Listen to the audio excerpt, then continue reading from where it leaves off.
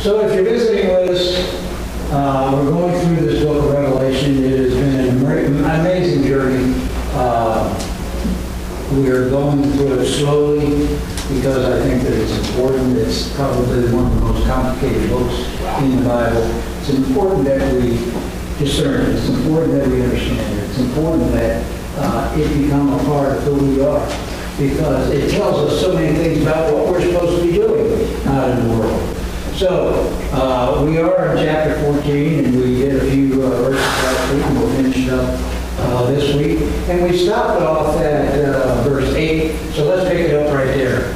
And it said, another angel followed, saying, Babylon is fallen, that great city, because she has made all nations drink of the wine of the wrath of her fornication. I've told you before that Babylon has always been known as the city of Satan.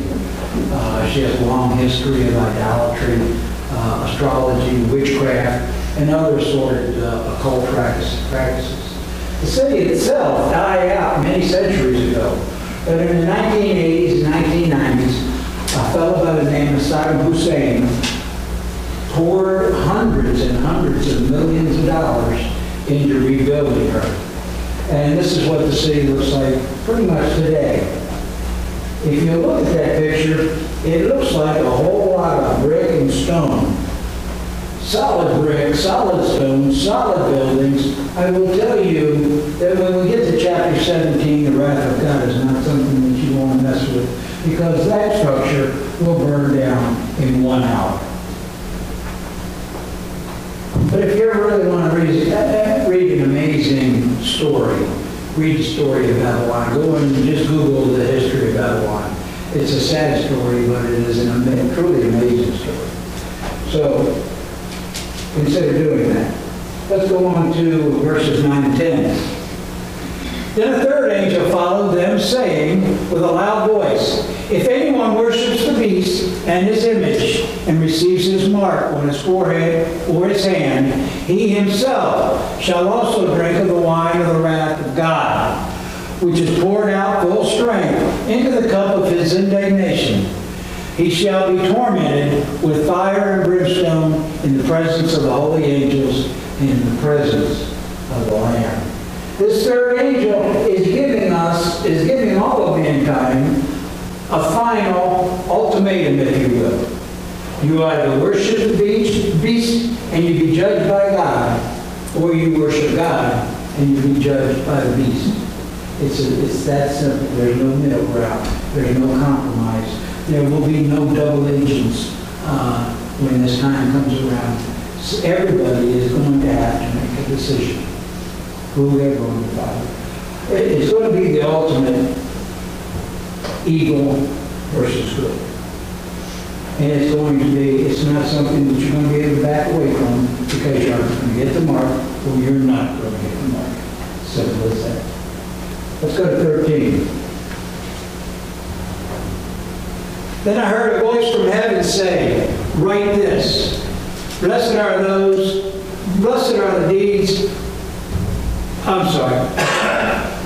the dead who die in the Lord from now on. Yes, says the Spirit, they will rest from their labors, for their deeds will follow them. My eyes aren't what they used to be. Naturally, the Spirit is talking about the decision to follow Jesus for those people who are on earth. That decision will follow them through their life, but understand that when they make the decision at this point to follow Jesus, they're not long for this world. They're not going to live long. They have Satan himself who is after them. They have the Antichrist is after them. The false prophet is after them. They're rooting out the Christians as much as they can, and they're eliminating them. So when they make the decision to follow Jesus, they're not long for this world. Jesus is saying, this is exactly what Jesus was talking about in his parable about the landowner who paid those who came last the same as he paid first. This is one of the most amazing parables that I've ever read. I've always been in love with, because essentially it straight in the face of mankind, straight in the face of what the world believes. The world believes that they understand fairness. The world believes they understand what their idea of what is fair is right. Praise God. We thank God that we worship a God that knows better, that knows more than us, that knows what's fair. So these people are not long for this world, and Jesus has said, the Spirit is saying that it doesn't matter. Continue to worship me. You might be interested in also knowing that only 12 times in Revelation does the Spirit speak, and this is one of those times. All through the Bible, we read about the symbolism of the harvest. Symbolism of the harvest is huge in the Bible. Jesus uses it all the time. God used it in the Old Testament. This symbolism has become a part of what the Bible is. And now we're to a point in the Bible where this symbolism is going to be used in spades. So let's start right off at 14 and see what he has to say. Then I looked, and behold, a white cloud, and on the cloud sat one like the Son of Man, having on his head a golden crown, and on his hand, and in his hand, a sharp sickle. Pay attention to the sickle. The sickle is a sign of a harvest. The sickle is important in this story. 15. Another angel came out of the temple, crying with a great voice to him that sat on the cloud, send forth thy sickle, and reap, for the hour to reap has come, for the harvest of the earth is ripe. Now what you need to know, there's several things about this that you need to know. First thing you need to know is that the Greek word for ripe doesn't necessarily mean good ripe.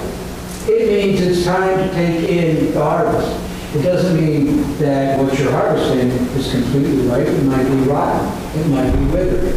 But it is time to come in. That's what the Greek word in ripe means. Understand, too, that God is controlling the timeline here. You think about as a fruit hangs on the tree, you go up to Michigan, you see all these vineyards up there for their wineries, and the farmer comes out and he looks at the vine, he looks at the grape that's on the vine, and he says, this grape is ripe, this grape is not yet ripe, or this grape is overripe.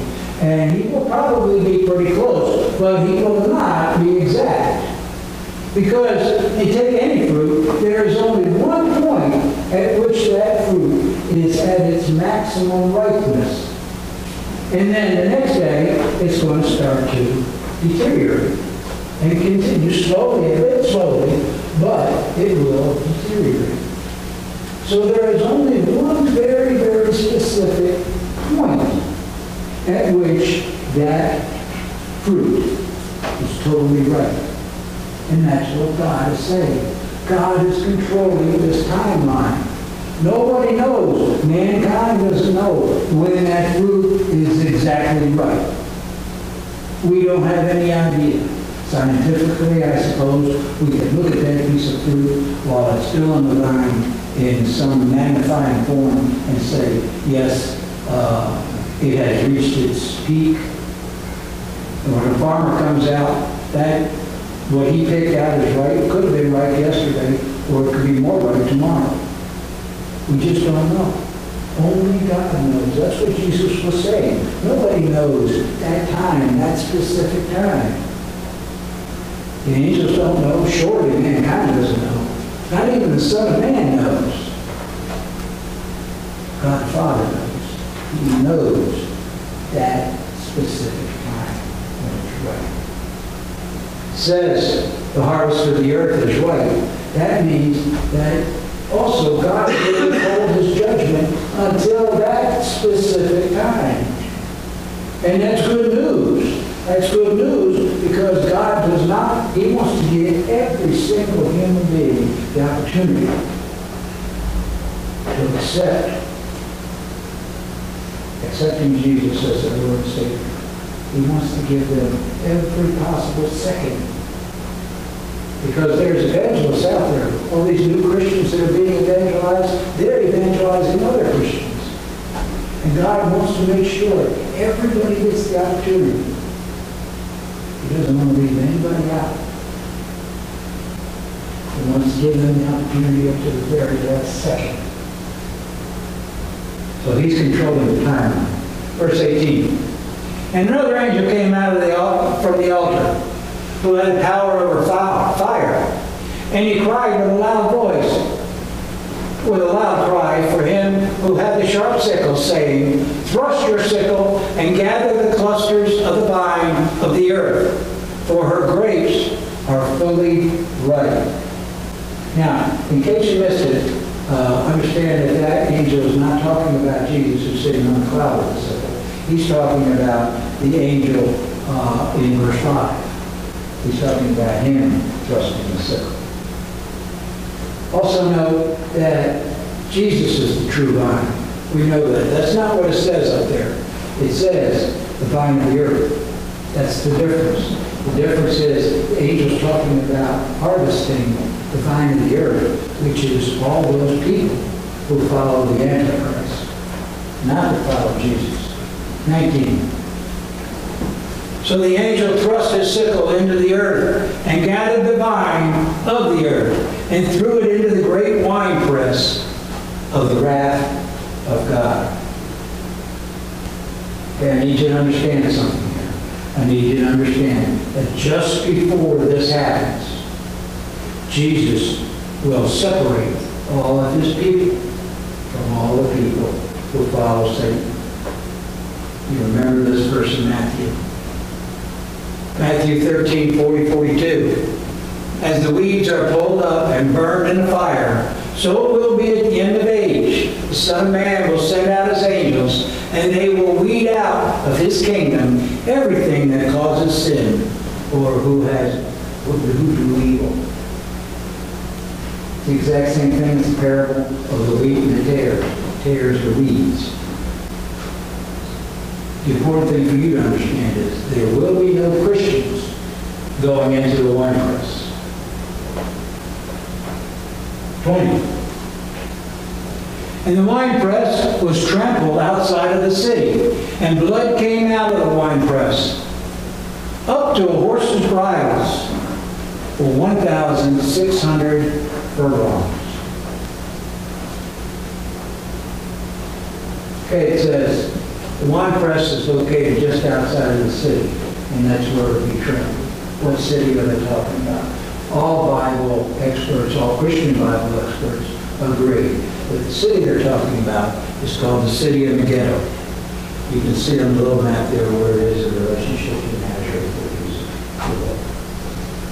The city today is nothing but rock and dirt. But the city's claim to fame, if you want to go there, is its Greek name. Megiddo in the Greek means Armageddon. So this is the valley that we're talking about. This is called the Valley of Megiddo. Scripture is telling us that this valley is going to fill up with blood, about 4 feet tall, and about 200 square miles. So pretty much everything you see right here. I'm going to end this sermon by ending it the same way I end all these sermons here lately. Tell your friends a story. Tell your family the story. Tell your neighbors this story. Tell the nations this story. Why? Why is this so important that we tell? Years ago, I used to go around here all the time. And I used to say, perhaps today. Meaning, perhaps today is going to be rational. All the time I went around and said, perhaps today. Jeff Zulich, years ago, he made me a little plaque, and the church presented it to me and said, perhaps today. One of these days, if I'm right, and it is perhaps today, that the rapture happens. Hopefully we're going to heaven. thing for you to need to remember is that when we get to heaven, everybody that you know is going to be in one of two places. They're going to be in heaven with you, or they're going to be left behind to face this.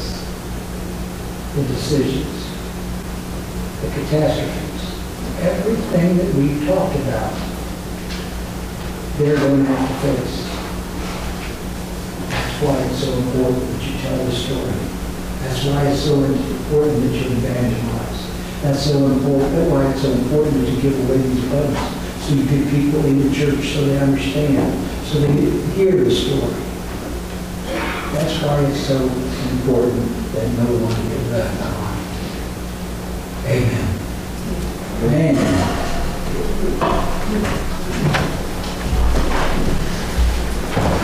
Okay. If you'll turn to your offering and communion hymn number 222, let us read the praise together.